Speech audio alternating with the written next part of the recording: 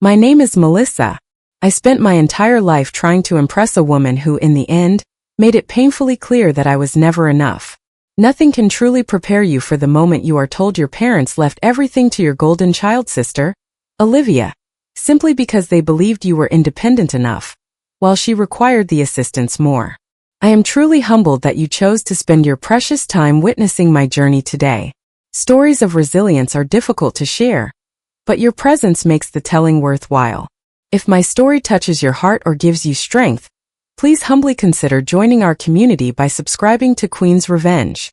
No matter what odds you face, remember that your worth is not defined by those who failed to see you. And for those of you who have already subscribed to this channel and stand by this journey, I wish that you become increasingly abundant in wealth, and that your lives overflow with happiness here at Queen's Revenge. Let us find our voices together. The mahogany was polished to a mirror sheen, a deep blood-red wood that seemed to swallow the flickering light of the altar candles. It was an expensive vessel, ostentatious even in death, perfectly suited for the woman who lay within its velvet-lined confines. I sat in the front pew, the wood beneath me hard and unforgiving, much like the childhood I had spent within the orbit of the woman we were here to bury. My hands were folded neatly in my lap, my fingers interlaced with a precision that felt more like a calculated pose than an expression of peace. I didn't tremble. I didn't reach for a tissue. I simply watched. Beside me, the air was thick with the scent of expensive lilies and the salt of manufactured tears. Olivia, my sister, the golden child, whose brilliance had always cast me into the deepest shadows, was a masterpiece of choreographed grief. She sat draped in a designer black dress that clung to her figure with disrespectful perfection, her blonde curls spilling in elegant, mournful waves over her shoulders. Every few minutes, a soft, delicate sob would escape her lips, followed by a rhythmic dabbing of her eyes with a lace-trimmed handkerchief. It was a performance I had seen 1,000 times before, a theatrical display designed to ensure that even at our mother's funeral, the spotlight remained firmly fixed on her. I looked at her, then back at the coffin, feeling a profound sense of clinical detachment. People around us whispered about the tragic loss and the beautiful bond they assumed existed between a mother and her daughters. But as I stared at that mahogany box, I didn't feel the sharp sting of a daughter's heartbreak. Instead, I felt a heavy, calcified layer of closure. The woman inside had spent decades making it painfully clear that I was an afterthought, a logistical necessity rather than a cherished soul. To her, I was the independent one, a label she used as a convenient excuse to withhold the affection she showered upon Olivia. In the economy of our household, love was a finite resource, and Olivia had always been the majority shareholder. The priest's voice droned on, a monotonous hum that filled the vaulted ceilings of the church. He spoke of motherly devotion and the warmth of a home, words that felt like a foreign language to me. I remembered the silence of that home, the way my accomplishments were met with a perfunctory nod, while Olivia's smallest whims were treated as grand events. I recalled the spelling bee trophies I had tucked away in the back of my closet, because there was no room for them on the mantel next to Olivia's dance recital photos. I had learned early on that to survive in this family, I had to build my own foundation, brick by bitter brick. I had worked 2 jobs to get through college, managed my own finances, and carved out a career in the cutthroat world of finance, all while Olivia floated through life on the soft clouds of parental indulgence. I glanced toward the second row, catching the stiff, averted gazes of my aunt and uncle. They knew. The whole family knew. They had watched the disparity for years, a silent audience to a slow-motion car crash of favoritism. Their discomfort was palpable, a collective guilt that manifested as a refusal to meet my eyes. It didn't matter. I had long since stopped looking for validation in their expressions. I had prepared myself for this day, not just the funeral, but the inevitable aftermath. I knew that even in her final testament, my mother would find a way to deliver one last, stinging reminder of where I stood in her hierarchy. Olivia leaned heavily against her husband, Connor, her shoulders shaking with another pitiful sob. Connor, ever the loyal footman in Olivia's royal court, wrapped a comforting arm around her, whispering platitudes that she absorbed like a sponge. He looked at me for a split second, his eyes filled with a mixture of pity and confusion. He couldn't understand why I sat there like a statue, why I wasn't crumbling into the same performative heap as his wife. To him, and to everyone else in this room, my stoicism was a sign of coldness. They didn't realize it was actually the ultimate form of self-preservation. The service concluded with a final somber blessing.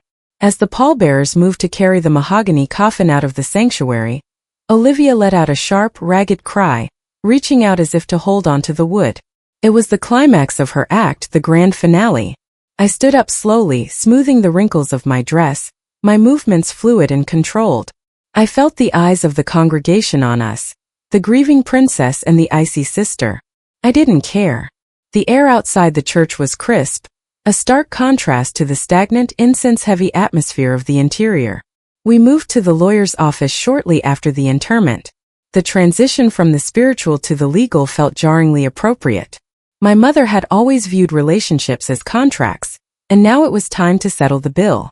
We sat in Mr. Holloway's mahogany-paneled office, a recurring theme of the day, it seemed, and waited.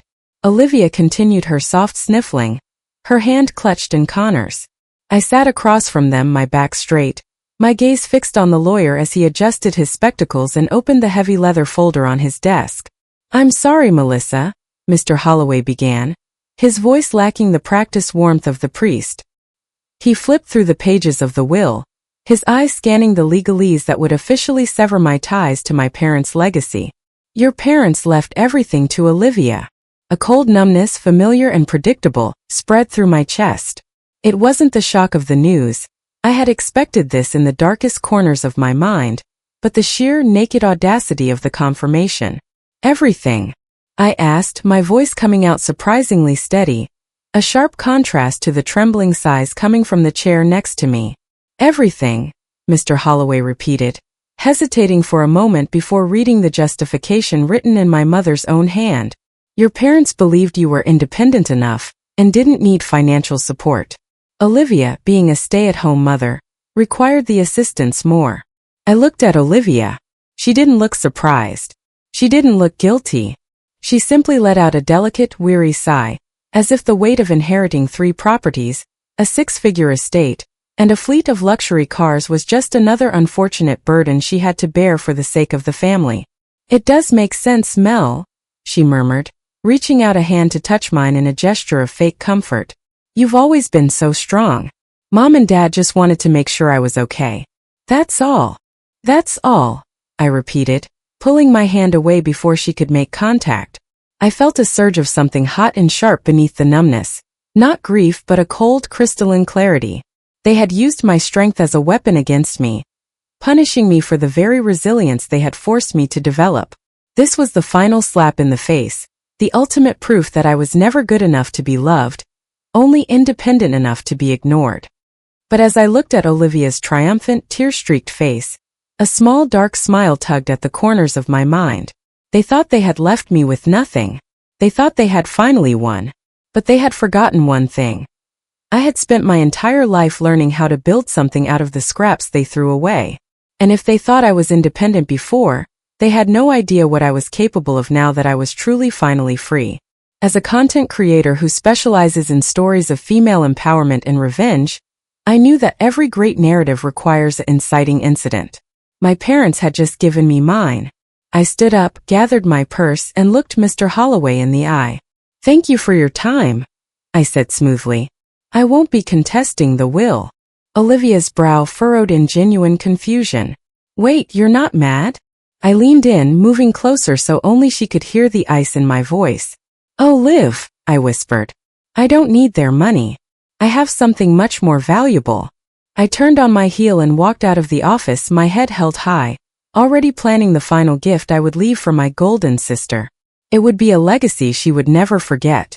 The air in Mr. Holloway's office was stagnant, thick with the scent of old leather bindings and the metallic tang of a cooling radiator. It was a room designed to impose the weight of legacy, yet all I felt was the crushing gravity of an impending betrayal. I sat perfectly still, my spine a rigid line against the high-backed velvet chair, watching the dust motes dance in the sliver of afternoon light that pierced through the heavy drapes.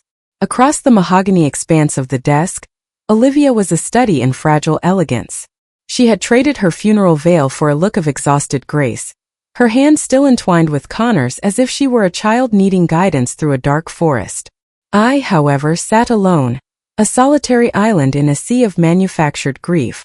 Mr. Holloway cleared his throat, the sound echoing like a gavel in the quiet room.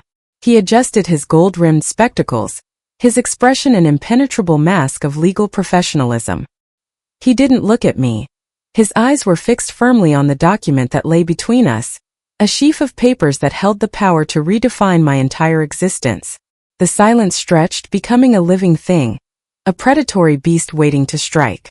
I could hear the rhythmic ticking of a grandfather clock in the corner, each second a tiny hammer blow against my composure. As you are aware, Mr. Holloway began, his voice devoid of the empathy I had seen him offer Olivia moments before, your mother was meticulous in her final arrangements. This document represents her absolute and final wishes regarding the distribution of the estate. He began to read, his voice a drone of legalese that felt like ice water running through my veins. To my eldest daughter Olivia, for her devotion, her role as a mother, and her continued presence in our lives. Then came the list. It was an inventory of a life I had been systematically erased from. The family estate in the Hamptons, the house where I had spent my summers feeling like an intruder, was now Olivia's. The penthouse in the city, with its floor-to-ceiling windows and views of a world I had worked so hard to enter on my own terms, was now Olivia's. Even the sprawling cottage in the countryside, a place I had once associated with the faint hope of family bonding, was handed over to her without a second thought. Then there were the liquid assets, the trust funds, the stock portfolios, the insurance payouts. It was a fortune built on generations of privilege, and it was being funneled entirely into the hands of the woman who had never known the weight of a single day's hard labor. The numbness I had felt in the church intensified, turning into a crystalline cold that seemed to freeze my very marrow. It wasn't just about the money, it was the absolute surgical precision of my exclusion. Each property mentioned was a room I was no longer allowed to enter. Each asset was a door being locked in my face. I watched Olivia's reaction out of the corner of my eye. She didn't gasp. She didn't look overwhelmed. She merely closed her eyes for a moment, a small satisfied sigh escaping her lips, as if she were receiving a well-deserved reward for a performance well played. And finally, Mr. Holloway continued, his voice dropping an octave as he reached the final clause, the one reserved for me. Regarding my daughter Melissa, it is our belief that Melissa has achieved a level of independence that renders financial support unnecessary. She has always been the strong one, the one who navigated life without our guidance or assistance. Therefore, we leave her nothing of the material estate, trusting that her resilience will continue to serve her as it always has. The words hung in the air, a final cruel joke delivered from beyond the grave. Independence. They had taken the very survival mechanism they had forced me to build, the grit I had developed while they ignored me, the career I had clawed out of the dirt while they pampered Olivia, and they had used it as a legal justification for their neglect. It was the ultimate gaslighting. They weren't disinheriting me. They were honoring my strength. The unfairness of it was a physical weight, a pressure behind my eyes that I refused to let turn into tears. I wouldn't give them the satisfaction of seeing me break. I looked at Mr. Holloway. Is that all? I asked, my voice sounding like it belonged to someone else, someone distant and unaffected. That is the extent of the will, yes, he replied, finally meeting my gaze with a look that might have been pity if it weren't so clinical. The silence that followed was broken by the rustle of silk.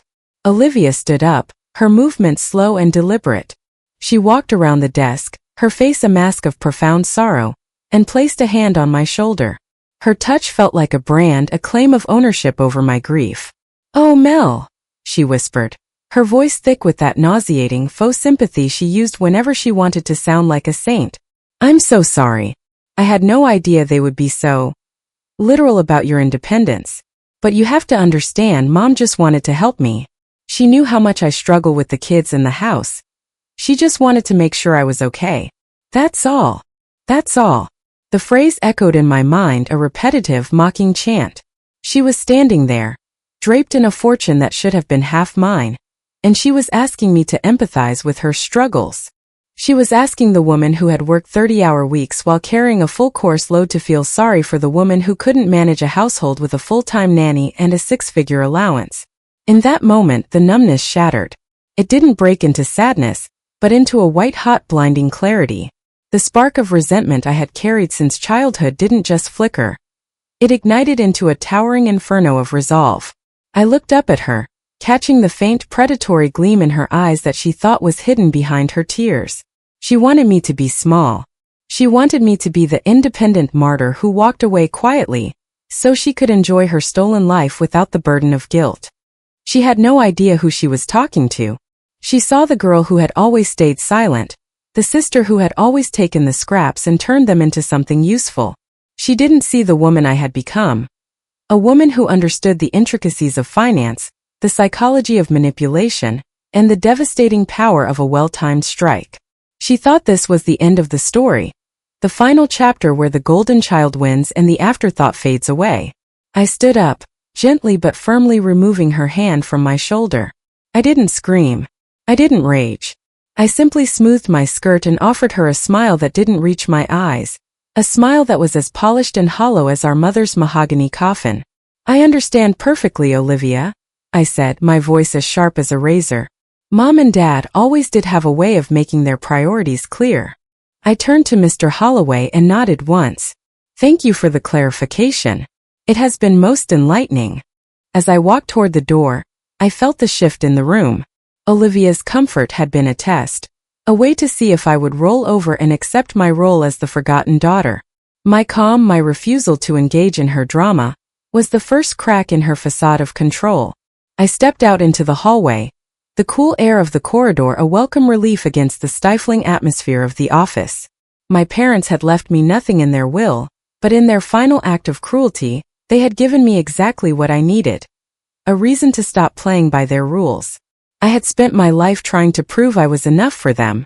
Now I would spend it proving that they, and the golden sister they adored, were never enough for me. The revenge wouldn't be loud or messy. It would be a meticulous dismantling of the life Olivia had stolen, brick by brick, until she was left with exactly what she had tried to give me, nothing. The wrought iron gates of my childhood home groaned with a familiar, mournful ache as I pushed them open. The driveway, once a path of prestige, now felt like a corridor leading back into a past I had spent a decade trying to outrun. The house stood before me, a grand colonial sentinel of white siding and black shutters, draped in the oppressive silence of the bereaved. It still smelled of freshly manicured lawn and the faint, lingering trail of my mother's lavender perfume, a scent that had always signaled her presence long before she entered a room. But as I stood on the porch, my key felt heavy and alien in my hand. This wasn't my home anymore. It was a museum of my exclusion, a monument to the daughter who had stayed and the one who had been cast out. Olivia answered the door before I could even knock, her face a carefully curated mask of weary surprise. She was still wearing the black silk robe she favored for recovering, her blonde hair swept into a loose, effortless bun. "Mandy," she said, using the childhood nickname I had always detested for its diminutive tone. "I wasn't expecting you so soon. I thought you might need time." "I don't need time, Olivia. I need my things," I replied, my voice clipping the air between us. I stepped past her without waiting for an invitation, the familiar mahogany floors beneath my feet feeling like a physical weight. "Mom had some personal letters and my old journals in the study. I'd like to take them before you start redecorating." Olivia let out a delicate, long-suffering sigh, leaning against the doorframe as she watched me. "Of course, take whatever you need. I haven't even begun to think about the house yet. It's all so overwhelming, having everything fall on my shoulders." I didn't turn back to acknowledge her performance. I walked through the house slowly, my footsteps echoing in the cavernous living room where I had once watched my parents shower Olivia with praise for a mediocre dance recital, while my straight-A report card sat unacknowledged on the kitchen counter. I passed the dining table where I had sat in a perpetual suffocating silence, a ghost at my own family's feast. The air felt thin here, starved of the oxygen of genuine affection.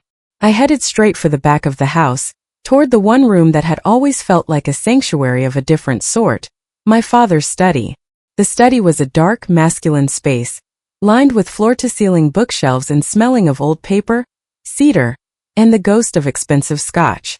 It was the only room in the house that hadn't been touched by my mother's obsession with floral patterns and pastel hues. My father had been a man of precision and order, a financier who believed that everything had its place and every action had its ledger. I stepped inside and shut the heavy oak door, the click of the latch providing a small, much-needed sense of privacy. I moved toward the massive desk, a sprawling slab of cherry wood that had always intimidated me as a child. I wasn't looking for jewelry or silver. I wanted the fragments of the life I had actually lived. I pulled open the bottom drawer, my fingers grazing over stacks of old tax returns and property deeds. I found my journals, small leather-bound books filled with the frustrated ramblings of a girl who just wanted to be seen. I tucked them into my bag, my heart hammering a frantic rhythm against my ribs. Then my hand brushed against a thick, cream-colored envelope tucked into the very back of the drawer, wedged between the wood and the metal railing. It was unmarked, but the quality of the paper suggested it was something significant. Curiosity, sharp and cold, flared in my chest. I pulled it out, my breath catching in my throat as I recognized the letterhead of my parents' longtime family attorney, a firm different from the one Mr. Holloway represented. I sat in my father's leather chair, the seat still holding the faint impression of his presence, and slid the document from the envelope. It was a will, but not the one I had heard read aloud 3 days ago. My eyes scanned the first page, skipping over the standard legal jargon until they landed on the distribution of the estate. Hereby decree that all real estate holdings, including the primary residence and secondary properties, as well as all remaining liquid assets and stock portfolios, shall be divided in equal parts, 50% each, between my daughters Olivia and Melissa. The world seemed to tilt on its axis. I read the line again and then a third time, the words blurring before my eyes. Divided in equal parts. This document was dated only 6 months ago. It bore my father's unmistakable, sharp signature and my mother's elegant, flowing script. It had been witnessed and notarized. This was a final balanced reckoning, a moment of clarity where my parents had finally, however briefly, seen both of their daughters as equals. But then how? How had Mr. Holloway read a version that stripped me of everything? I flipped through the pages looking for an amendment, a codicil, anything that would explain the shift. I found nothing but the original fair intent. And then I saw it, a small, almost imperceptible smudge of blue ink on the final page of the document I held, and a faint indented line on the signature page of the other will I had seen a copy of in the lawyer's office. The realization hit me with the force of a physical blow. Olivia hadn't just been the golden child, who benefited from a lifetime of favoritism. She was a thief. She had discovered this draft, or perhaps she had been there when it was written, and she had ensured it never saw the light of day. She had manipulated the final version, perhaps working with a different lawyer or forging the signatures with the terrifying skill she had practiced since we were children. She hadn't just accepted the burden of the estate.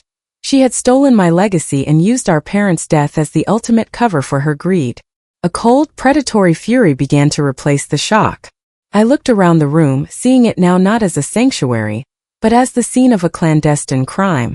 Olivia had sat in that church, dabbing her eyes with a lace handkerchief, knowing all the while that she had erased my name from our family's history. She had looked me in the eye in the lawyer's office and offered me comfort for a loss she had personally orchestrated. I heard the soft creak of the floorboards outside the door. I moved with a speed born of adrenaline, sliding the original document back into the envelope and tucking it deep into my bag, replaced by a stack of irrelevant old letters from the drawer. The door opened slowly and Olivia stood there, her eyes narrowed as she scanned the room. "You've been in here a long time, Mandy," she said, her voice dropping the facade of grief for something sharper, more suspicious. "Find what you were looking for?" I stood up, my face a mask of practiced indifference. I felt the weight of the envelope in my bag like a loaded weapon. "Just some old memories, Olivia," I said, my voice steady and cold. "Nothing that would interest you." She walked toward the desk, her eyes flickering over the drawers I had left slightly ajar. "Mom always said you were too obsessed with the past. It's better to just move on, don't you think? To look toward the future." I walked past her, stopping just long enough to catch the scent of her expensive stolen life. "You're right, Liv," I whispered. leaning in so she could see the sudden, dangerous light in my eyes. The future is looking much more interesting than I expected. I walked out of that house without looking back. The ghost of my father's study finally laid to rest. Olivia thought she had one. She thought she had buried the truth along with our parents. She had no idea that she hadn't just given me my independence. She had given me the evidence I needed to burn her world to the ground. The air in the study suddenly felt recycled, as if the very walls were holding their breath, waiting for the inevitable collision. My fingers were still tucked into the mouth of my leather bag. The weight of the stolen truth, the original 50-50 will, pressing against my palm like a live coal. I didn't turn around immediately. I didn't need to. The scent of Olivia's expensive, floral-heavy perfume preceded her, a cloying sweetness that attempted to mask the rot of the deception currently unfolding between us. "I thought I heard the drawer click, Mandy," Olivia said. Her voice was no longer the tremulous, grief-stricken whisper she had used at the funeral. It was clear, resonant, and possessed a jagged edge that sliced through the silence of the room. I turned slowly, my expression a carefully constructed mask of boredom, though my heart was a percussion of adrenaline against my ribs.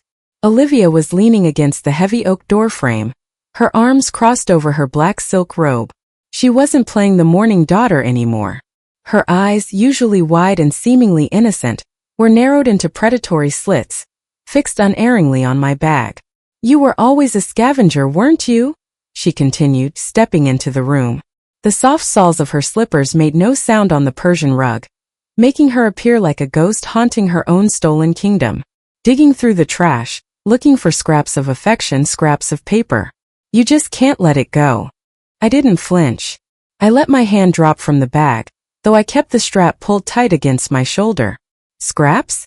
Is that what you call a legal document that proves our parents intended for us to be equals, Olivia?" "Because I call it evidence." I expected a flicker of fear. I expected a frantic denial or a tearful plea for understanding. Instead, Olivia let out a short, dry laugh that lacked even a hint of humor. She walked toward the desk, trailing a finger over the polished cherry wood as if she were inspecting a prize she had already won. She stopped just inches from me, so close I could see the cold, calculated lack of remorse in her pupils. "Evidence of what exactly?" she asked, her voice dropping to a chillingly calm register. "That they were weak in the end? That they almost made a mistake that would have squandered decades of family legacy on someone who doesn't even value it?" The sheer, naked audacity of her words was a physical blow. A mistake? They wanted to be fair, Olivia. They realized, perhaps for one brief second before they died, that I deserved a place in this family. "You didn't just accept the inheritance. You erased me. You changed the narrative to fit your own greed." Olivia didn't blink. "I didn't change the narrative, Mandy. I ensured it. I ensured that their wishes were properly carried out in a way that protected this family's status. Do you honestly think you, with your independent lifestyle in your tiny apartment, could have maintained what Mom and Dad built? You would have liquidated your half and disappeared into your little life of finance and spreadsheets. I am the one who keeps the image alive. I am the one who stayed. I am the one who deserved it."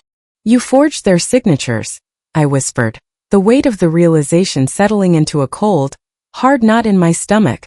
"Or you manipulated them when they were too tired to fight back. You didn't just steal money. You stole their final act of conscience." "Call it what you want," she shrugged, her tone almost bored now, as if we were discussing the weather rather than a felony. "The world sees the version I created. Mr. Holloway sees the version I created. Even Connor sees the version I created. And who are you? The daughter who was never enough. The one they trusted to handle herself because they didn't care enough to hold her hand. No one will believe you, Mandy. Not without a fight that will leave you bankrupt and broken. Is it really worth it?" She took another step forward, her face inches from mine, her breath smelling of peppermint and malice. "Give me the paper, Mandy. Don't make this uglier than it already is. Walk away with your pride. It's the only thing you've ever really had anyway." I looked at her, really looked at her, and for the first time in my life I didn't see the golden child. I didn't see the sister I had spent years trying to impress or the rival I had spent years resenting. I saw a hollow shell, a parasite who had mistaken entitlement for worth. The resentment that had burned in me for decades didn't disappear. It condensed, turning from a wild flame into a focused blue-hot laser. I didn't give her the paper. I didn't scream. I didn't even raise my voice. "You're right about one thing, Olivia," I said, my voice as steady as a surgeon's hand. "I have my pride. And I have my independence. But what you don't realize is that those things make me a much more dangerous enemy than you could ever imagine." I moved past her, my shoulder brushing hers with a deliberate, jarring force. She didn't try to stop me. Perhaps she thought her words had hit their mark, that she had successfully intimidated me into submission once again. She stood in the center of our father's study, surrounded by the shadows of a legacy built on lies, looking every bit the queen of a crumbling castle. I walked down the hallway, past the portraits of a family that had never truly existed, and out the front door into the biting afternoon air. The wrought iron gates clicked shut behind me with a finality that felt like a death sentence. Not for me, but for the life Olivia had so carefully curated. As I walked to my car, I didn't feel the sting of being left out of the will. I didn't feel the grief of losing my parents. All I felt was the exhilarating, terrifying weight of the document in my bag. Olivia thought she was untouchable because she held the keys to the house. She forgot that I was the one who knew how to dismantle the locks from the outside. I had spent my life as the invisible daughter, the afterthought, the shadow. But shadows are only cast by a light, and I was about to turn Olivia's bright, golden world into a pitch-black nightmare. She wanted me to be independent? Fine. I would be independent of mercy. I would be independent of hesitation. The revenge wouldn't be a scream in a lawyer's office. It would be a silent surgical strike. It would be the sound of every lie she had ever told catching up to her at once. As I pulled out of the driveway, I looked in the rearview mirror one last time. The house looked smaller somehow. Less like a palace and more like a cage. Checkmate starts now, Olivia, I thought, and for the first time since the funeral I smiled. The bar was called the Rusty Anchor, a dive tucked away in a corner of the city where the neon lights flickered with a rhythmic, dying buzz, and the air smelled perpetually of stale hops and cheap regret. It was the kind of place where shadows were deep enough to hide a face and loud enough to swallow a confession. I sat in a corner booth, the cracked vinyl sticking to my legs, watching the door through the amber depths of a whiskey I had no intention of finishing. I had spent my career crafting narratives, weaving stories where every character had a role, and every plot point led to an inevitable climax. Tonight, I wasn't just a writer. I was the architect of a very real, very visceral collapse. Connor walked in 5 minutes late, looking every bit the man whose soul was being slowly sandpapered away by a life he didn't truly own. He scanned the room with a hollow sort of desperation, his expensive wool coat looking entirely out of place against the grime of the bar. When his eyes finally found mine, he didn't look angry. He looked exhausted. He slid into the booth across from me, the wood groaning under his weight, and didn't even bother to order a drink. I studied him with a calculating detachment. Connor had always been the accessory to Olivia's perfection, the handsome husband with the 6-figure salary who provided the frame for her curated portraits. But up close, without the soft focus lens of a family gathering, the cracks were cavernous. There was a twitch in his left eyelid and a sallowness to his skin that spoke of sleepless nights and the quiet, crushing realization that he was a supporting character in someone else's play. He wasn't the enemy. He was simply the weakest link in the chain Olivia had forged to keep her world together. "Mandy," he said, his voice a low rasp that barely rose above the jukebox's mournful country tune. "Olivia said you were struggling. She said you were having a hard time accepting the will. I didn't think you'd actually want to meet." I let out a short, sharp laugh that made him flinch. "Olivia says a lot of things, Connor. She's spent her whole life perfecting the art of the script.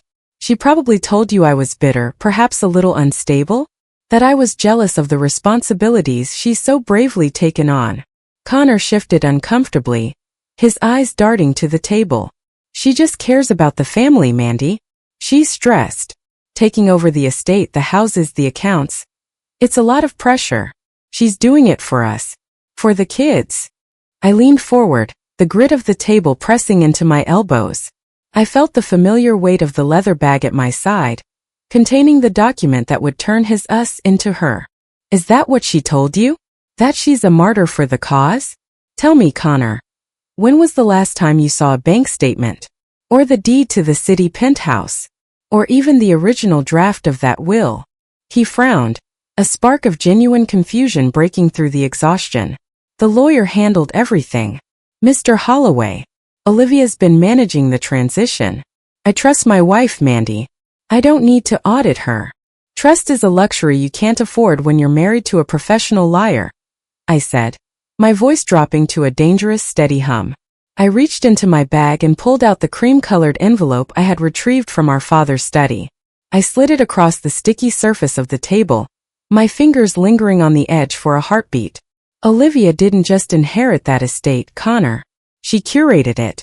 She ensured that the version of reality you see is the only one that exists. Connor stared at the envelope as if it were an unexploded bomb. He didn't reach for it at first. I watched the internal struggle play out on his face, the instinct to protect the facade versus the gnawing subperceptual doubt that had likely been eating at him for years. Finally, curiosity won. His fingers trembled slightly as he pulled out the original draft. I watched him read. I knew exactly when he hit the clause. I saw his eyes widen, his breath hitching in a way that made the shadows in the booth seem to tighten around him. I saw the way his thumb traced my father's signature, the real one, the one that hadn't been filtered through Olivia's adjustments. 50-50, he whispered, the words sounding like a swear word. Melissa and Olivia. Divided in equal parts. Dated 6 months ago. I added, my tone clinical. Long after the version Holloway read was allegedly signed. Olivia didn't just take over, Connor. She erased me. And she used you, your name, and your children as the emotional shield to justify it. She told the world, and she told you, that I was too independent to need help, while she was the one who needed assistance. All while she was holding the knife that cut me out of my own family. Connor looked up, and for the first time I saw the seeds of doubt take root.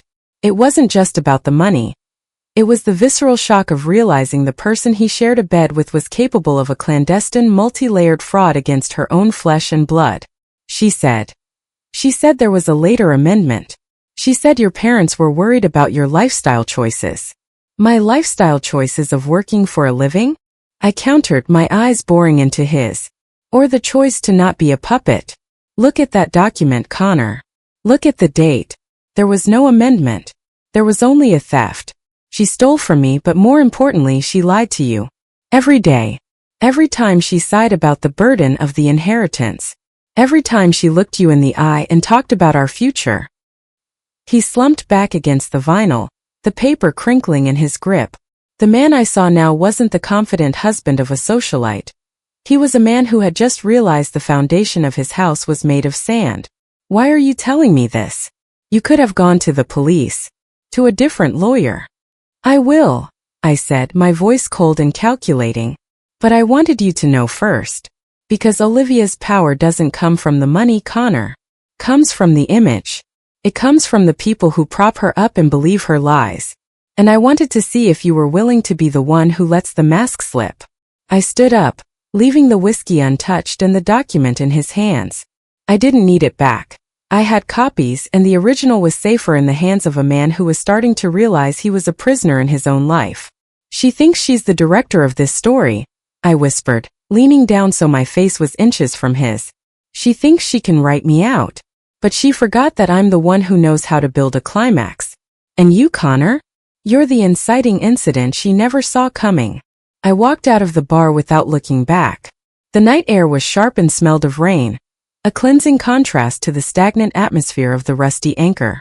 Behind me, through the grime-streaked window, I could see Connor still sitting in the booth, staring at the paper as if it held the secrets to a life he no longer recognized.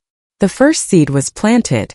Olivia's golden child status relied on a world that believed in her. Tonight, that world had just lost its most loyal citizen. The revenge wasn't a roar. It was the quiet, rhythmic sound of a crack spreading across a porcelain heart. The glow of the laptop screen was a cold, clinical blue, casting long, distorted shadows across the walls of my apartment. Outside, the city hummed with a mindless, nocturnal energy, but inside, the silence was absolute, broken only by the rhythmic, predatory click of my mouse. I had always understood that the digital world was a modern-day confessional, a place where people spilled their secrets in the form of metadata, geotags, and likes, blinded by the illusion of their own curated privacy. Olivia was no different. She had spent years meticulously crafting a digital shrine to her own perceived sanctity, a gallery of filtered moments designed to evoke envy and admiration. But I wasn't looking for the filtered version. I was looking for the glitches in her matrix. I began with a systematic mapping of her social orbit. I had spent my career analyzing financial patterns, tracking the flow of capital through hidden channels. Tracking the flow of a lie followed a remarkably similar logic. I started with her Instagram, a nauseating tapestry of blessed hashtags and staged family portraits. To the casual observer, it was the record of a perfect life. To me, it was a data set waiting to be dismantled. I cross-referenced her posts with her Facebook check-ins and the public records of the charities she chaired. I was looking for the gaps, the weekends where she was attending a retreat but tagged nowhere, the evenings where Connor was at a corporate gala and she was suspiciously silent. The first thread appeared in the form of a like. It was a small, insignificant interaction on a photo from 3 years ago, a picture of a sunset over the Amalfi Coast.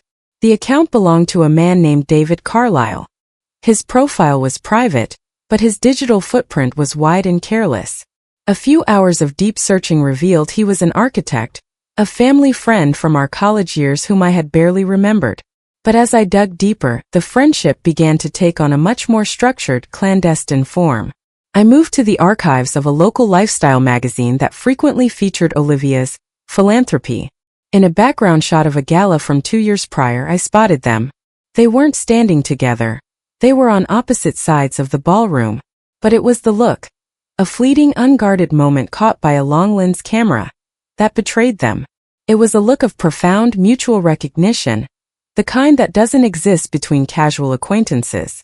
It was a look of shared secrets. The analytical part of my brain took over, cold and relentless.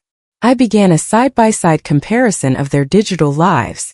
I pulled up David's public Flickr account, which he used to showcase his architectural photography.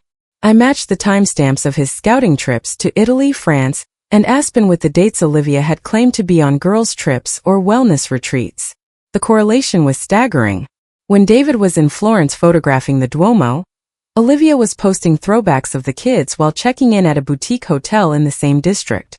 When David was in the Swiss Alps, Olivia was off the grid for a week of spiritual rejuvenation. The centerpiece of my discovery was the Italy trip. On her public profile, Olivia had posted a series of photos of herself alone against the Mediterranean backdrop, looking like a tragic, beautiful heroine in search of herself. A time for reflection, she had captioned it. But I found David's account on a niche photography forum. He had posted a stunning portrait of a woman silhouetted against that same Mediterranean sunset. The woman was blurred, a soft focus intentionally hiding her identity, but the curve of the neck, the specific drape of a black silk scarf, a scarf I recognized as a gift from our mother, was unmistakable. It wasn't just a fling. It was a parallel life, a long-term time-stamped infidelity that had been running alongside her marriage to Connor for nearly 4 years. The contrast was breathtakingly dark. On one screen I had Olivia's public persona. The devoted wife, the grieving daughter, the saint of the homeowners association who lectured the neighborhood on traditional values. On the other screen, I had the evidence of a woman who had systematically betrayed her husband, her children, and the very image she used as a weapon against me. I sat back, the blue light of the monitor reflecting in my eyes like a digital fever. I felt a strange, detached sense of triumph. For years, I had been the one scrutinized, the one whose independence was treated as a character flaw, while Olivia was held up as the gold standard of morality. My parents had died believing she was the virtuous one, the daughter who stayed and upheld the family name, while I was the cold, distant outsider. They had left her everything because they believed her lie was the truth. But a lie of this magnitude is a heavy thing to carry. It requires constant maintenance, a perpetual editing of reality. And Olivia had become arrogant. She believed she was untouchable because she had successfully stolen the inheritance and silenced the weak members of her circle. She didn't realize that the very tools she used to broadcast her perfection were the tools I was using to document her downfall. I wasn't just looking at photos anymore. I was looking at my primary weapon. The fraudulent will was a legal matter, A slow and grinding process that could take years to resolve in court. But this was social napalm. In Olivia's world, reputation was currency. The money was just the paper it was printed on. The true power lay in the respect and envy of her peers. If I took the money, she would still have her friends and her status. But if I took the image, I took everything. I began to organize the files.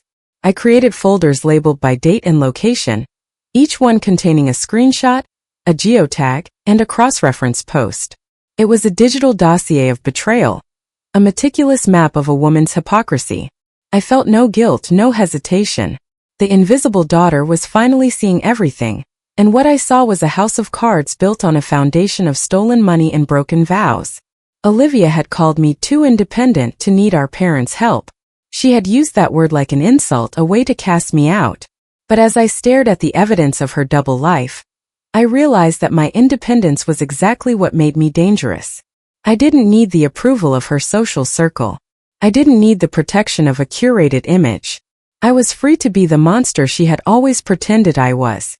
I closed the laptop, the sudden darkness of the room feeling heavy and expectant. The digital paper trail was complete. The seeds of doubt I had planted in Connor were about to find the perfect fertilizer. Olivia thought she was the queen of this narrative, but she had forgotten the most basic rule of any story. The hero is only as good as the villain is clever. And I was feeling very, very clever. The revenge was no longer a vague plan. It was a tangible, organized reality. I knew her patterns, I knew her secrets, and most importantly, I knew her fear. She feared being seen for what she truly was. And I was going to make sure the whole world had a front row seat. The second time I met Connor, the setting was different. A sterile, brightly lit cafe on the outskirts of the city where the upbeat pop music felt like a mockery of the atmosphere at our table. He was already there, hunched over a cold espresso, his eyes bloodshot and rimmed with a weary gray exhaustion. He looked like a man who had spent the last 48 hours staring at the sun, trying to make sense of the spots burned into his vision.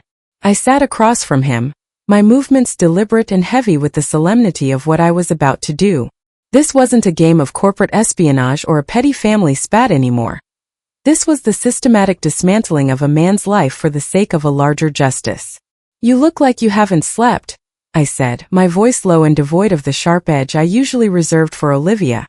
Connor looked up, and for a moment, I saw a flicker of the man he might have been before Olivia had hollowed him out. "I keep looking at that paper, Mandy. The will. I keep waiting for it to stop making sense. But the more I look at it, the more I see her hand in everything. The phrasing, the timing. It's all so her." I nodded, sliding a sleek black tablet across the table. "The will was just the foundation, Connor. It was the financial wall she built to keep you in and me out. But the wall is hollow." I tapped the screen, opening the folder I had meticulously curated during my digital descent. I didn't say a word as I scrolled through the first set of images, the side-by-side geotags of Olivia and David Carlisle in Florence. I watched Connor's face as the realization dawned on him. It wasn't the sudden explosive shock I had expected. It was a slow, agonizing erosion. His jaw tightened until the bone threatened to break through the skin, and his hands, once steady enough to sign multi-million-dollar contracts, began to shake with a violent, rhythmic tremor. "David," he whispered, the name sounding like broken glass in his throat. "He was at our house for Christmas. He's the one who designed the renovations for the cottage. The cottage my parents left her." I reminded him, my voice a cold, vengeful hum. "The one they paid for with money that was meant to be shared. He wasn't just designing your home, Connor. He was living in the spaces she carved out of our family's corpse." I scrolled further, showing him the silhouetted portrait from the photography forum, the black silk scarf, our mother's scarf, draped over her shoulders like a trophy. I showed him the likes, the timestamps, and the wellness retreats that aligned perfectly with David's architectural scouting trips. The evidence was undeniable. A digital tapestry of betrayal that spanned 4 years of their marriage. The heartbreak in his eyes was profound, a raw gaping wound that made me want to look away. But I didn't. I needed him to feel the full weight of it. I needed his grief to finish its transition into something more useful. We sat in silence for a long time, the cheerful cafe chatter swirling around us like a distant storm. Then slowly the shaking stopped. Connor's posture shifted. The slumped shoulders squared, and the vacant look in his eyes was replaced by a hard, crystalline focus. The heartbreak hadn't disappeared.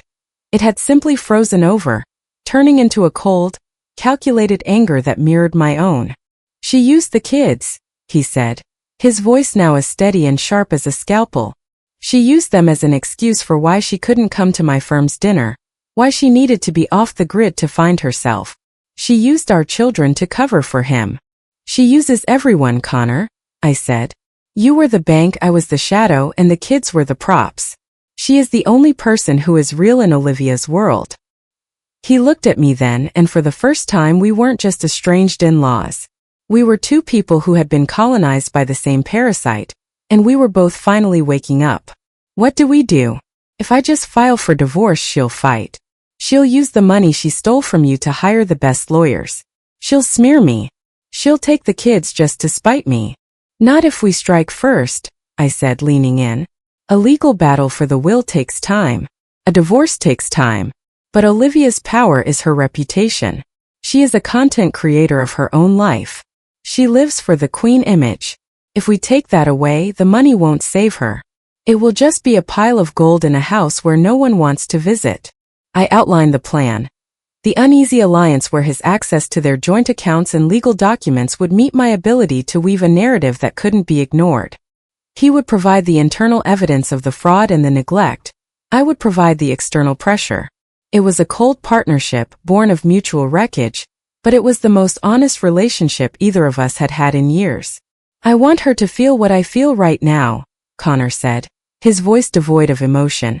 "I want her to look in the mirror and see exactly what you see. A thief. A liar. A ghost. She will," I promised. "By the time we're done, the golden child will be a cautionary tale." As we left the cafe, the sun was beginning to set, casting long, sharp shadows across the pavement. I watched Connor walk to his car, his gait different now, more purposeful, less burdened. He was no longer the puppet. He was the inciting incident.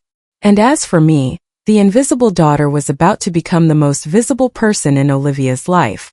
The air in my apartment felt charged, a static hum vibrating through the floorboards as if the city itself were holding its breath. My desk had become a war room, illuminated by the flickering, hypnotic glow of 3 monitors. On the central screen, a meticulously organized directory sat like a digital executioner's blade. The Fall of Saint Olivia. As a content creator who has spent years weaving intricate narratives of revenge and female empowerment for my audience, I understood the fundamental mechanics of a climax.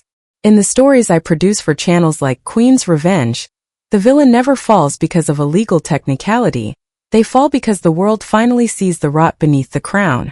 Tonight, the fiction I crafted for others was becoming the reality I lived. The stakes were stratospheric. In Olivia's world, reputation was the only currency that carried weight. The 3 properties and the 6-figure accounts she had stolen from me were merely the stage. Her social standing was the performance. To strike at her bank account was a minor inconvenience. To strike at her image was social suicide. I took a slow, steady breath, my finger hovering over the mouse. This was the scorched earth policy. There would be no retreating from this, no quiet family reconciliations. I hit send. The first wave was the mommy group chats. A digital hive of elite, competitive parents who traded in judgment as much as they did in organic snack recommendations. I had crafted an anonymous dossier, a leak from a concerned party, containing the time-stamped photos of Olivia and David Carlisle in Florence. I watched the delivered icons turn to read, in a cascading wave of blue. The silence of the night was suddenly punctured by the phantom sound of 1,000 notifications. In the world of the Fairfield County elite, a scandal of this magnitude was better than caffeine. Next, I targeted the Homeowners Association, HOA. Olivia was the board's vice president, the self-appointed moral compass who had once tried to fine a neighbor for having non-approved shades of beige on their shutters. I sent them the evidence of her clandestine renovations at the cottage, the ones funded by the estate she had fraudulently secured. I included the invoices signed by David, showing the overlap of their professional and personal interactions. I could almost hear the gasps from the colonial mansions 3 blocks away as the board members opened their late-night emails. The high-stakes play, however, was the charity board of the Evergreen Foundation. This was Olivia's crowning achievement, the pedestal upon which she stood to look down on the less fortunate, including me. To them, I sent the crown jewel. A copy of the original 50/50 will alongside the forged version she had presented to the world. I didn't frame it as a sisterly spat.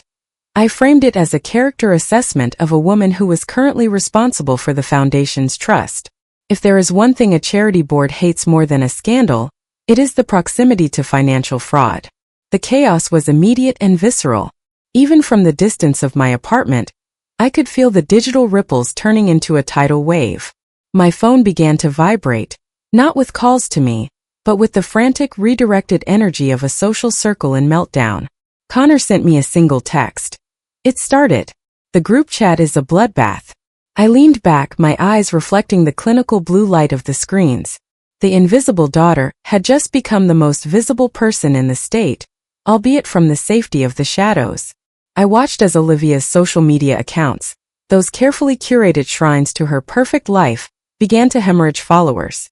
Comment sections that were once filled with heart emojis and "you're an inspiration" were now a battlefield of questions, accusations, and the sharp, jagged edges of, "I always knew there was something off about her." The golden child had built her life on a foundation of perceived sanctity. She had used my independence as a shield, convincing our parents and our peers that I was the cold, ungrateful one who didn't deserve their legacy. She had cast herself as the devoted daughter and the faithful wife, a modern-day saint who sacrificed her time for the burden of the family estate. But as the clock ticked past midnight, that halo wasn't just slipping, it was being melted down for scrap. I felt a cold, crystalline satisfaction. This wasn't the Queen's revenge of a script. This was the raw, unadulterated justice of a woman who had been erased from her own history. I thought of my mother's funeral, the mahogany coffin, and the way Olivia had dabbed her eyes while knowing she had stolen my future. I thought of the too independent label they had used to justify their neglect. The social guillotine had dropped. Olivia would wake up to a world that no longer recognized her. Her friends would avoid her calls. Her neighbors would look at their shoes when she walked by. The charity board would request a leave of absence by dawn. The money might still be in her name for now, but the power, the absolute intoxicating power of being the golden child, was dead. As I closed the last browser tab, I felt a strange, hollow peace. The Queen had been dethroned, not by a sword, but by the truth she thought she had buried. I stood up and walked to the window, looking out over the city. The lights were still twinkling, indifferent to the destruction I had just unleashed. But I knew that across town, in the house that was supposed to be half mine, the lights were all on, and the screaming was just beginning. Olivia had wanted me to be independent. Tonight, I proved that I was independent of mercy, independent of fear, and finally independent of her. The sunrise that followed the digital execution of my sister's reputation was a pale, sickly thing, struggling to pierce through a heavy shroud of morning fog. I sat by the window, a cup of coffee growing cold in my hands, watching the world wake up to the wreckage I had meticulously engineered. In the stories I usually construct, there is a moment where the silence before the storm is replaced by the deafening roar of the collapse. For Olivia, that moment arrived at precisely 7:15 a.m. A house of cards doesn't just fall. It implodes. It starts with a single structural failure, followed by a rapid tectonic shift where every lie that held the weight of the crown suddenly becomes a liability. I watched the digital fallout in real time. The Evergreen Foundation had removed her name from their website by dawn. The HOA message board was a graveyard of deleted posts and official statements of concern. But the true destruction was happening within the walls of the house that was supposed to be her sanctuary, the house she had stolen from me. I drove to the neighborhood, parking a discreet distance away. I didn't need to see her face to know the agony of her descent, but I needed to witness the physical reality of the pariah status I had bestowed upon her. The street was quiet, yet the air felt thick with the kind of voyeuristic tension that only exists in elite circles when one of their own is being fed to the lions. Neighbors who would have normally waved to Olivia while walking their purebred dogs were now staring at her driveway from behind the safety of their curtains, their judgment a silent, suffocating force. The first blow landed in the form of a black sedan that pulled up to the curb. A man in a nondescript suit stepped out, carrying a legal envelope. I watched from the shadows of my car as he walked up the path and rang the bell. Olivia answered the door in her silk robe, the one that had looked so regal just days ago but now seemed like the desperate costume of a fallen monarch. Even from a distance, I could see the way her shoulders sagged when she saw the papers. Connor had moved with surgical precision. The divorce papers didn't just cite irreconcilable differences. They were a scorched earth manifesto. He was suing for full custody of the children, citing the emotional instability of her double life and her fraudulent activities regarding our parents' estate. He was demanding a full audit of their joint accounts. He was effectively cutting off the oxygen to her lifestyle. The man who had been her most loyal footman had officially joined the rebellion. As the process server walked away, Olivia stood on the porch, the papers clutched in hands that were visibly shaking. She looked around the neighborhood, not for help but for an audience. She was checking to see who was watching. Even in the midst of her life's total collapse, her primary concern was the optics. But there was no one there to offer a sympathetic sigh or a supportive text. The friends she had spent years cultivating had vanished like smoke. In their world, scandal was contagious, and Olivia was now a terminal case. I felt a surge of something cold and sharp, not pity but a profound clinical satisfaction. This was the golden child reduced to her base elements. Without the money she stole, without the husband she betrayed, and without the social circle she manipulated, she was nothing but a woman standing on a porch with a handful of legal threats. The irony was exquisite. She had spent her life trying to prove that I was the one who didn't belong, the one who was unworthy of the family's grace. Now she was the intruder in her own life. By noon, the mommy group had officially purged her. I saw screenshots of the final messages, cold, polite dismissals that hurt more than any open insult. They didn't want to hear her side of the story. They didn't want to see her reflect. They simply wanted her gone. The image she had cultivated so carefully, the devoted mother and saintly daughter, had been replaced by the reality of the thief and the adulteress. I returned to my apartment, the silence there feeling like a victory. I began the next phase of the dismantling. While the social guillotine did its work, the legal machinery was finally grinding into gear. My lawyer had filed the official challenge to the will, backed by the original document and the evidence of Olivia's digital paper trail. The house of cards wasn't just falling. The very ground beneath it was being reclaimed. The most explosive moment, however, came late that evening. My phone buzzed with a notification from a local news outlet's social media page. Someone, perhaps a disgruntled HOA member or a former friend, looking to distance themselves, had tipped off a local reporter about the prominent socialite's legal troubles and the alleged fraud involving a well-known local family estate. The headline was a masterpiece of tabloid efficiency. Local philanthropist accused of forgery and fraud in family will dispute. Olivia's world had officially imploded. She was no longer just a disgraced friend. She was a public scandal. The golden child was now the face of betrayal. I sat in the dark, the city lights reflecting in the window, thinking about my parents. I wondered if they could see the wreckage of the legacy they had tried to protect by cutting me out. They had wanted order. They had wanted the perfect daughter to carry the flame. Instead, they had empowered a woman who had burned the entire house down to hide her own secrets. I wasn't the invisible daughter anymore. I was the architect of the truth. And as I watched the final embers of Olivia's perfect life flicker out, I realized that the best part of the revenge wasn't the money or the house. It was the absolute, undeniable silence that followed when the lie finally stopped speaking. Olivia had thought she could rewrite our history. She thought she could make me the villain of her story. But in 24 hours I had reminded the world that I was the one who knew how to write a real ending. And this ending was going to be unforgettable. The courtroom was a cathedral of secular consequence, a place of high ceilings, polished walnut, and the suffocating weight of the law. It smelled of aged parchment, floor wax, and the sterile metallic scent of air conditioning. I sat at the plaintiff's table, my back a straight line of obsidian resolve, wearing a charcoal suit that felt like armor. Beside me, Marcus Thorne, a man whose reputation for legal lethality was matched only by his impeccable tailoring, rifled through a mountain of exhibits with the practiced grace of a card shark.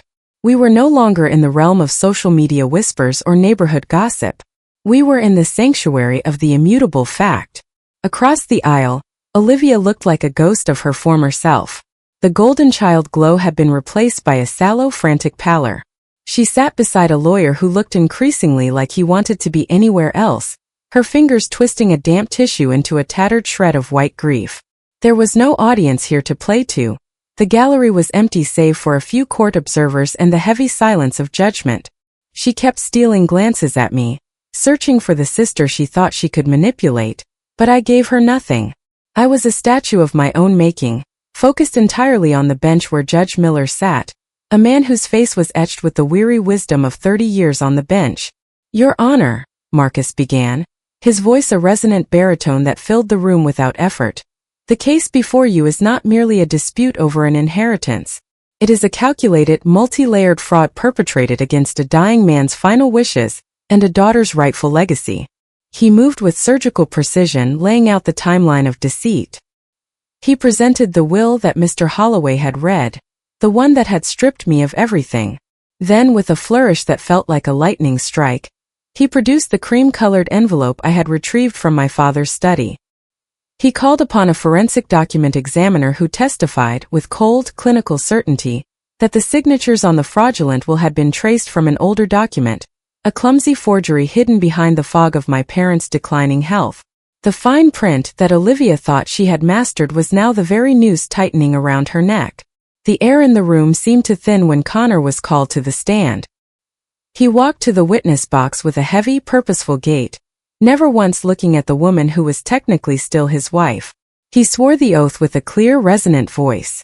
Marcus led him through the testimony with the gentleness of a confessor. Connor spoke of the discovery in the study, of Olivia's sudden and unexplained control over the estate's minutiae, and most damningly of the conversations they had behind closed doors where Olivia had gloated about fixing the family's future. "And why are you testifying today, Mr. Sterling?" Marcus asked. Connor finally looked at Olivia, his gaze a cold, dead thing. "Because the woman I thought I knew doesn't exist. And because Melissa deserves the truth that was stolen from her." Olivia let out a small strangled sound, a whimper that was quickly silenced by a sharp look from the judge. The defense tried to cross-examine, attempting to paint Connor as a disgruntled husband seeking revenge for a failing marriage, but the digital evidence I had provided, the hotel receipts, the geotags, the long-term affair, rendered their arguments moot. Her credibility was a shattered vessel, leaking water in a dry room. As the afternoon shadows lengthened across the courtroom floor, Judge Miller began his summation. He spoke of the sanctity of testamentary intent and the gravity of legal forgery. He looked directly at Olivia. His eyes narrowed with a disdain that no amount of performative weeping could soften. "The evidence presented here is overwhelming," the judge declared, his voice echoing like a gavel. "It is the finding of this court that the document presented as the last will and testament of the deceased was a fraudulent instrument, created under duress and through the active manipulation of the defendant Olivia Sterling." I felt a surge of something more profound than mere relief. It was a cosmic realignment. "The court hereby orders that the original draft, dated 6 months prior to the passing of the parents, be reinstated as the legal and binding will," Judge Miller continued. "The estate shall be divided in an equal 50-50 split, effective immediately. Furthermore, given the fraudulent behavior of the defendant and the documented depletion of certain liquid assets during her period of unauthorized control, this court grants the plaintiff, Melissa, the primary legal right entitled to the family estate in its entirety as a form of restitution." The words hit the room like a physical shockwave. Olivia didn't just lose half. She lost the throne. The house, the ultimate symbol of her status, the place where she had reigned as the golden child, while I was pushed to the periphery, was now mine. Legally, entirely, and indisputably mine. "Court is adjourned," the judge said, rising from his seat. The room erupted into a flurry of activity, but I remained still. I watched Olivia collapse into her chair, her lawyer speaking to her in hurried, hushed tones about appeals and damages, but she wasn't listening. She was staring at me, her mouth agape, the realization finally sinking in. She had tried to leave me with nothing, using my independence as an excuse to bury me. Instead, her greed had led her to a destination where she was the one with nothing but the clothes on her back and a mounting pile of legal fees. Marcus leaned over, a rare genuine smile touching his lips. Congratulations, Melissa. You didn't just win back your inheritance. You won back the narrative. Thank you, Marcus, I said, my voice steady. I stood up, smoothing my suit jacket, feeling the weight of the key I knew was waiting for me. I walked toward the exit, passing Olivia's table. She reached out, her hand trembling as if to grab my sleeve. Mel, please, it's the family home. Where am I supposed to go? I stopped, looking down at her with a professional, distant curiosity. She looked small, common, and utterly defeated. I thought of the spelling bee trophy in the back of the closet. I thought of the used bike. I thought of the too independent label. I'm sure you'll find a way to be independent, Olivia, I said, echoing the words she had used to justify my disinheritance.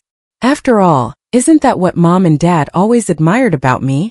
I'm just giving you the same opportunity. I walked out of the courtroom and into the bright late afternoon sun. The air tasted of victory, not the loud, boisterous kind, but the quiet, enduring kind that comes from a long-delayed justice. I wasn't just the daughter who had been left out of the will.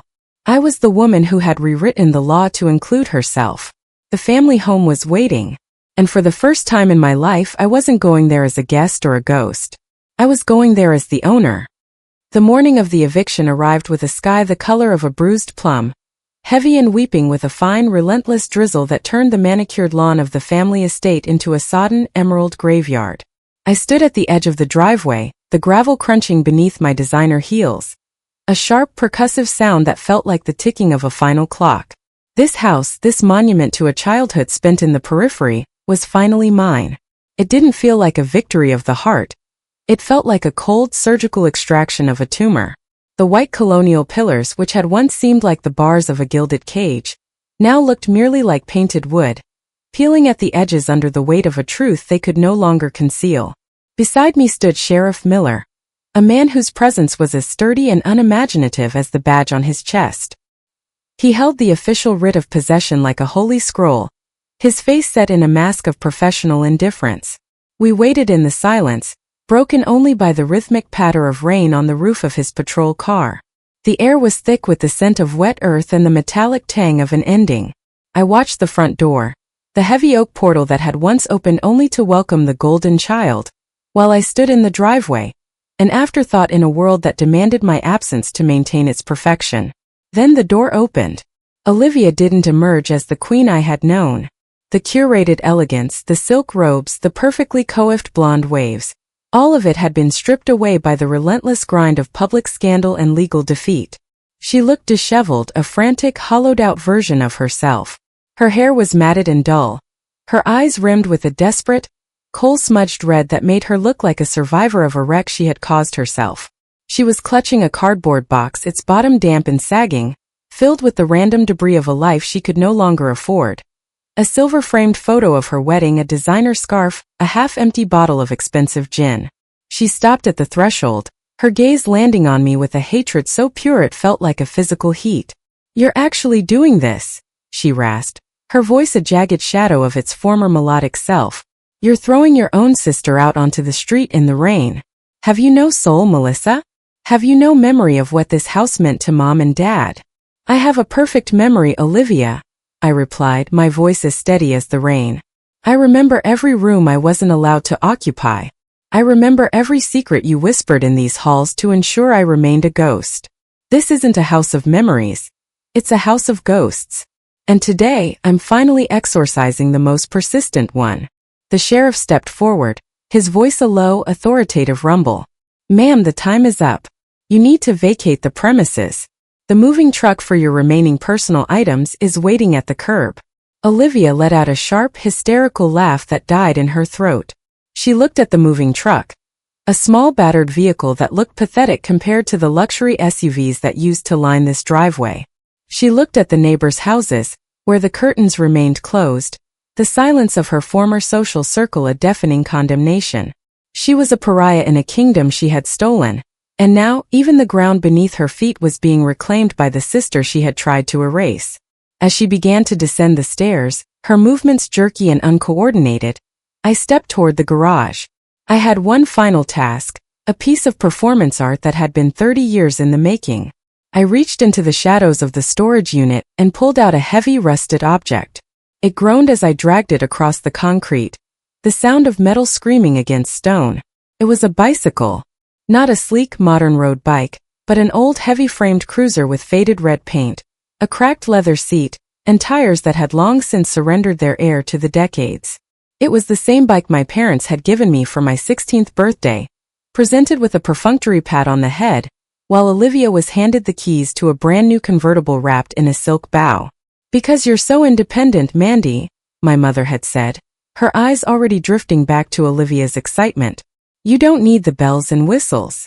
I wheeled the rusted relic to the foot of the stairs, blocking Olivia's path. She stared at it, her brow furrowed in a moment of genuine, confused recognition. The irony didn't hit her immediately. She was too far gone in her own tragedy to see the poetry of mine. "What is this?" she spat, gesturing to the hunk of junk. "More of your petty insults?" "It's a gift, Olivia," I said, my voice dropping to a whisper that cut through the sound of the rain. "It's a legacy. This is the exact moment my independence began. My parents didn't give me a car because they knew I could walk. They didn't give me an inheritance because they knew I could build my own. They used my strength as an excuse to neglect me, and you used that neglect to rob me." I shoved the handlebars toward her, the rusted metal cold and abrasive. "But today the roles are reversed. You have no house. You have no husband. You have no social standing. You have exactly what you tried to leave me with, nothing." Olivia stared at the bike, a slow, horrifying realization dawning in her eyes. The poetic justice of the moment was a physical weight, a mirror held up to her own cruelty. "You're a monster," she whispered, her voice trembling. "No, Olivia," I countered, a thin, biting smile touching my lips. "I'm just independent. And now it's your turn. You've spent your whole life being propped up by stolen pillars. It's time you learned how to balance on two flat tires. It's time you found out exactly what it feels like to be the daughter no one wants to help." I stepped back, allowing the sheriff to lead her toward the street. She didn't take the bike. She left it lying in the wet grass, a red skeleton of a past she couldn't escape. She walked toward the small moving truck, her head bowed, her silk robe dragging in the mud, a fallen queen of a country that had forgotten her name. I stood on the porch and watched until the truck disappeared around the corner. The silence that followed was absolute, a clean, empty canvas. I looked down at the rusted bicycle lying in the rain. It was an ugly thing, a symbol of 1,000 slights and a lifetime of being second best.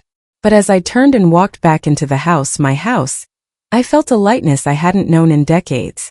The golden child was gone, and the independent one was home. I shut the heavy oak door, the click of the lock a final satisfying period at the end of a very long, very dark sentence. The bitter end had arrived, and for the first time in my life, the air I breathed was entirely my own. The house was empty now, a hollow shell of white timber and glass that no longer held the power to haunt me. The furniture had been carted away, the expensive rugs rolled up like ancient scrolls, and the walls, once covered in the curated portraits of a family that never truly existed, were stripped bare. Sunlight, pale and soft, streamed through the tall windows, illuminating the dust motes that danced in the quiet air. For the first time in 30 years, the silence didn't feel heavy with things unsaid. It felt clean. It felt like an exhale after a lifetime of holding my breath. I stood in the center of the grand living room, the heels of my boots clicking against the polished hardwood. There was no ghost of my mother's lavender perfume, no echo of Olivia's performative laughter. I had one. I had dismantled the golden child's kingdom, reclaimed the legal title to my father's legacy, and exposed the rot at the heart of our history. On my YouTube channels, where I spent my days scripting narratives of female empowerment and the cold, calculated beauty of justice, this would be the final triumphant frame. The protagonist stands amidst the ruins of her enemies, the crown firmly on her head.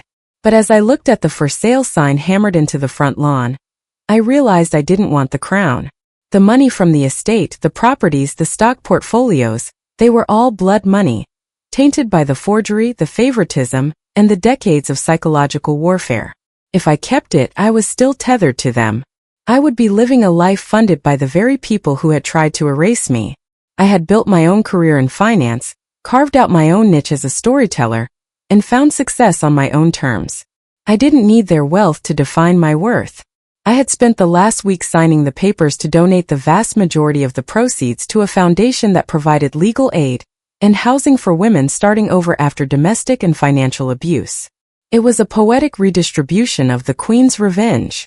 The house would be sold to a young family who knew nothing of the sisters who had warred within its walls. The money would become a lifeline for others, and I would walk away with exactly what I had brought into this fight: my integrity and my independence. A knock at the open front door broke my reverie. Aunt Marlene stood there, her face etched with a soft, tired smile. She was the only one who hadn't turned away when the scandal broke, the only one who had reached out not for a piece of the wreckage, but to see if I was still standing. "It looks different when it's empty," she said, her voice echoing in the vast space. "Less like a museum, more like a house." "It was never a home, Marlene," I replied, walking over to join her. "It was a stage." We walked out onto the porch, the air crisp with the scent of early spring. We sat on the top step, watching the sunset bleed across the horizon in shades of gold and violet. For a long time we just sat in the peaceful quiet. "You know," Marlene said, her voice dropping to a contemplative hum, "I had a long talk with your father about a year before he got really ill. He was looking at one of your articles in a financial journal. He didn't say anything to your mother, but he kept it in his desk." I felt a strange, sharp pang in my chest. "He never mentioned it to me." "He couldn't," Marlene sighed, shaking her head. "Your parents. They were complicated people, Melissa. They were obsessed with the image of a perfect family, and Olivia was the perfect project. She was fragile, needy, and always looking for their approval. She was easy to control because she was weak. They built their world around her because she needed to be propped up. She gave them a sense of purpose." She turned to look at me, her eyes filled with a sudden, piercing clarity. "But you? You were different. Even as a toddler, you were fierce. You were observant. You didn't need them to tell you who you were. And that scared them, Melissa. Your mother especially. She didn't know how to handle a daughter she couldn't mold. They didn't ignore you because you weren't good enough. They ignored you because they knew you didn't need them the way Olivia did. They mistook your strength for coldness, and they used it as an excuse to hide from the fact that they were intimidated by you." The words settled deep inside me, a final, missing piece of the puzzle falling into place. All those years I had spent trying to prove my value, trying to show them I was worthy of the same love they showered on Olivia. I was fighting a battle that had been decided before I could even speak. They hadn't left me nothing because I was an afterthought. They had left me nothing because they knew I was the only one capable of surviving without it. The realization wasn't a sting. It was a liberation. My value was never in the fine print of a will. It wasn't in the mahogany coffin or the six-figure accounts. My value was in the very resilience they had tried to use as a weapon against me. "Thank you for telling me that," I whispered. "Where will you go?" Marlene asked, standing up as the first stars began to blink into existence. "Away," I said, a genuine, peaceful smile touching my lips. "I've taken a position in a different city. A fresh start. No ghosts, no golden children, no expectations. Just me." I walked her to her car, a final embrace sealing the bond between us. As she drove away, I took one last look at the house. I felt no anger, no triumph, no lingering bitterness. The revenge was complete, but the healing was just beginning. I walked to my own car, packed with only the things that truly belonged to me, my journals, my equipment, and the few mementos of a life I had built for myself. I climbed into the driver's seat and started the engine. The headlights cut through the gathering dark, illuminating the path forward. As I pulled out of the driveway and onto the main road, I didn't look in the rearview mirror. I kept my eyes on the horizon, the vast open space where the future waited, unwritten and entirely my own. The story of Melissa, the invisible daughter, was over. The story of Melissa, the architect of her own destiny, was just beginning. I was finally truly free. I am truly humbled that you chose to spend your precious time witnessing Melissa's journey today. Creating these stories is a labor of love, and your presence here means more to me than words can express. Have you ever felt like an afterthought, only to discover a strength within you that the world couldn't break? I would be honored to read your thoughts and experiences in the comments below. Your voice deserves to be heard. If this story touched your heart or gave you strength, please consider joining our community by subscribing to Queen's Revenge. Let's continue this journey of empowerment together.